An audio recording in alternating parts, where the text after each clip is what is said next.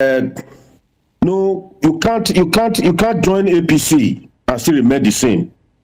Immediately you join APC, your faculty of cognitive reasoning will disappear. I'm sorry. I promise, sir. No, comrade. Let's keep it clean. I'm going straight to the point. Let's keep it clean. I'm going straight to the point. Okay. You see, it is a common knowledge. Even our candidate, the candidate that Edo people voted for, Dr. Asolime Igodalo, throughout for a period over 2 weeks, if not even a month, it was in Edo Central. You see, what they did was a commando style. It's like in my community. I heard from the same community with the permit me to say it the way it is. With the same annex elected deputy governor. I heard from the same community. I'm from Ward 1, from Ward 2. He militarized my community. You have a rep here. Can't let you go and do investigative journalism. My father's house is a one street. Throughout the night, it was a complete surveillance. A complete surveillance. You see, let me quickly say this. I underestimated the power of Dennis Idausa, because intelligent people always underestimate the power of stupid people. That is just the gospel truth. I'm sorry. That is just the gospel truth. Excuse me, Comrade Destiny. We will not tolerate that on this station. I will draw it. I will draw it. Thank you very much. I will draw it. I will draw it. My sincere apology. Go ahead. The way I'm pained. You saw what happened immediately after the election. The following morning, with utmost humility, to Modupeolu, he released a press release that from the victory from the by-election, that 2027 election is a walkover. Okay, yeah, exactly. I was coming to that point, but the barrister here. I was coming to that point. Let the barrister here in the studio react, because he seems to disagree with the public secretary of APC. Barrister, what's your reaction? You said you don't agree with him. Those whose bread has been buttered by the gods, they should not call others fools. Tinubu asked Edo people, do you want me to give you Edo State? God bless you. And they said yes. Mr. Okoro, how else do you think that any other person can win Edo? In the petition before the tribunal, Igodalo went to court to challenge the victory of Ogbebolo. And the appeal court said, yes, we agree there was overvoting that gave victory to Ogbebolo. But you who is alleging, you are going to prove to us that yes, this overvoting is real by giving all the evidence and all the facts. Meanwhile, INEC was making it impossible to provide the details for Igodalo. The appeal court realized that there was overvoting. They agreed. On the basis of that, is the appeal court not supposed to shut down that election? Since they have agreed on that fact, but they are using technicalities. Meanwhile, INEC was not cooperating to bring all the facts to the opposition. So when people are talking that they work hard, which hard did you work? Which hard? They should not allow us to say things. So which hard did you work? You didn't work any hard. Your godfather gave you Edo State, so you can take it and let us rest. That particular judgment by the appeal court, in fact, if I were Ogbebolo, I should have handed over the mantle of leadership to Iradolo. Because their court agreed that you didn't win the election, but they gave it to you. So what was that? What was that, Mr. Okoro? How do you define that? Was it a political judgment? What political judgment? That was, in fact, that was, I don't know how to call it, that was injustice, so to say, injustice of the highest order. Okay, now, Barrister, let's establish what might happen in 2027. If you look at how everything happened across the 14 states, in 12 states, one, it was in Jigawa, it was inconclusive. In Enugu state, it was third for the fourth time.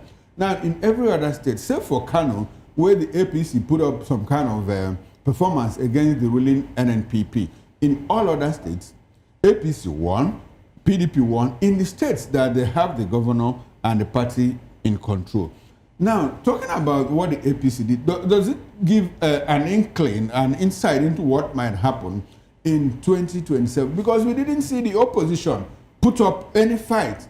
Labour Party was nowhere to be found. PDP was nowhere to be found, especially in parties that, in states that they are operating as opposition parties. So does that tell you what will likely happen in 2027? I mean, it's very obvious. So, Mr. Okoro, I am afraid all this noise that they will unseat Tinubu and all that, I didn't see any serious effort here. Isn't it too early to judge the ADC with this by-election? Because they are still putting their acts together. In politics, money shows the day. Since the opposition have not been able to agree in coming together and all that, since the opposition have not been able to agree on who will fly their flag, then what other victory are they expecting? What other victory? They are not even united. I was thinking that with this by-election and off-circle elections, the opposition would have told APC that, look, this is not going to be business as usual. But all the electoral robbery we saw, they allowed it. Mr. Okoro, they allowed it. They didn't even challenge them at the polling unit and say, no, this thing will not fly you. Even at the collection center at the polling unit, gather together. There is strength in numbers. The opposition are not showing this strength. They are not. So why should I sit now and pretend as if it's going to be Uhuru in 2027? They tested their plan and it worked. So you will need the God to obtain it in 2027. And from all indications, the man at the helm of affairs is not going to take prisoners. So I have not known him to take prisoners when it comes to these matters. So the opposition need to wake up and insist. At the polling unit, insist there. Somebody want to steal your property and you say, no, give it to me, you can't take it. Is that violence? It's not violence now. If police want to arrest, let police arrest everybody and take us to police station, including our neck officials. But don't buy this idea when the horse has escaped. You now close the barn door and start complaining and lamenting. You face them there, that polling unit where it happened, face them there. Don't allow them to rig the election there. Because if the election has been casted and then you collect your result, everybody have their own. Whatever they like, they go and do. You can use that result and challenge them in court. But if you allow it to go to collection center and they release the result, my brother, you're on your own. Okay, all right, thanks, Barrister. Now let's go to Benin because Barrister Owadie wants to react to something that you said. Barrister Owadie, go ahead, sir. Let's hear you. I'm very surprised that my learned friend is speaking from two sides of his mouth. Very unprofessional like him. The Court of Appeal never justified any overvoting. There was no part from the first word of that judgment. I'm a lawyer of 33 years standing. From the first word of that judgment to the last, there was no way the justices of the Court of Appeal ever said that there was overvoting. So my learned friend should go back and read that judgment again. Don't put the law head down here. We are talking to the generality of the public, and we must not misinform them. Okay. Nobody justified any overvoting and turn again to say that they didn't prove anything by way of technicality. What happened was that the Court of Appeal affirmed the decision of the tribunal and said that the overvoting being complained about by the petitioner, who are now the appellants there, were not proved. There was no alter of any evidence before the court to show that there was overvoting. And the areas where there was any alter of overvoting, the results were cancelled before the collation. Those were the words of the justices of the Court of Appeal. Where is my friend reading from? And come here. You don't come to the studio okay.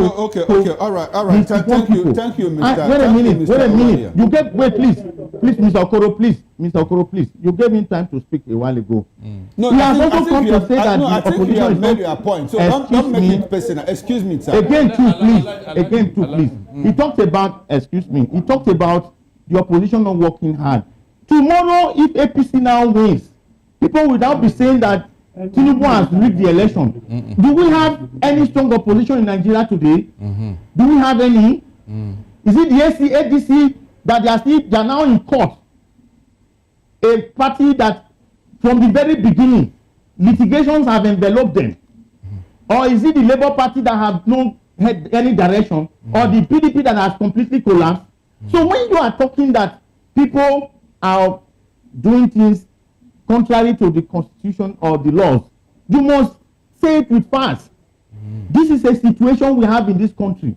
Opposition parties are not strong enough. And where the opposition parties have lived up to their expectations, they have always won elections. Like in Edo, he said just now that what did we do? I don't expect you to say that. But when we were laboring there and then, he wasn't there. It's not from Edo State. He should not speak the way he's speaking about Edo State. What do you know about Edo? What do you know about Edo? I was a participant. What do you know about Edo? When we were laboring, PDP were not doing anything. People were strong. Why were you asking Tinubu to give you Edo State? What do you know about Edo that you are saying that we didn't work? You are asking me what work did you do? You don't know anything about it. Do not speak in that manner. And you were not in Edo to say what we did. If you were in Edo to say what we did, I would have brought you to your argument. Don't give any places accusations there. We know how a government become the governor. We know after during the primary, did the governor won the primary? Did he win the primary? We know how he became the governor now. Were you the one that won the primary? What are you telling me? Why did you ask him to give you a state? Why did you ask him to give you a state? Were you the one that won the primary? That was an electoral infraction. Why should the president say, I will give you a state? What do you know by electoral infraction? Yes. Who did that make declare to be the winner? All right, gentlemen. Was that not part of it? Gentlemen, thank you are undermining the integrity of the INEC now. Thank you very much. Please don't speak about what you don't know. What did I not make credible before? Please don't speak about what you don't know. You don't have the facts. You saw what happened during the election. They have to check the value. The collection center, they check the value just to favor you.